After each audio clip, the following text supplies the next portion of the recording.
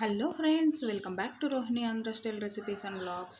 ఇవాల్టి మన special recipe వచ్చేసి ఈవినింగ్ టైం స్నాక్స్. ఇది వచ్చేసి మనకి సీజనల్ స్నాక్, ఒక డిఫరెంట్ సీజనల్ స్నాక్ అన్నమాట. అదేంటంటే పితికి పప్పు మిక్చర్. ఇప్పుడు మనకి అనపకాయల సీజన్ నడుస్తుంది కదండి. ఈవినింగ్ స్నాక్ ప్రిపేర్ చేసుకొని 1 వీక్ వరకు దీన్ని నిల్వ చేసుకోవచ్చు అన్నమాట. టీ టైం స్నాక్గా కూడా చాలా బాగుంటుంది. ఇంకెందుకండి ఆలస్యం, ఇప్పుడు పితికి పప్పు స్నాక్ ఎలా తయారు చేయాలో చూసేద్దామా. మరి ముందుగా మనకి ఒక 1/2 కిలో పితికి పప్పు కావాలి. ఈ పితికి పప్పు ఎలా ప్రిపేర్ చేసుకోవాలో మీ అందరికీ తెలిసే ఉంటుంది అనుకున్నాను, అందుకే ఆ ప్రాసెస్ చూపించలేదు. తర్వాత మనకి ఎండు కొబ్బరి, పల్లీలు, కరివేపాకు, వెల్లుల్లి ఇలా కచ్చాపచ్చగా దంచుకున్నది, ఉప్పు, కారం, కొద్దిగా అటుకులు తీసుకోండి, గట్టి అటుకులు తీసుకోండి.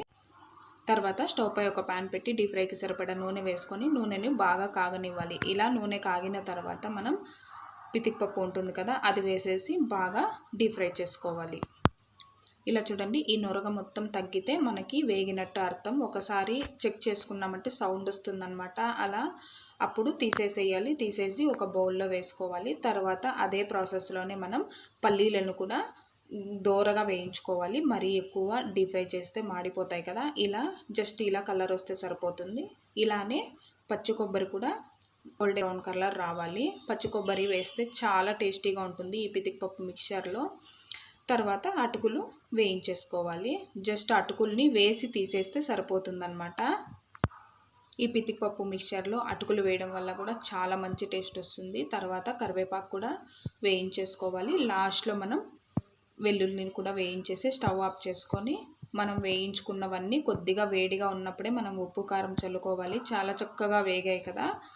లాస్ట్లో ఉప్పు, కొద్దిగా కారం, ఉప్పు మీ రుచికి సరిపడా వేసుకోండి. కారం కావాలంటే తక్కువ వేసుకోవచ్చు పిల్లలు తినేట్టుగా ఉంటే, లేదంటే కొంచెం స్పైసీగా తినే వాళ్ళు ఉంటే కొంచెం ఎక్కువ వేసుకోవచ్చు.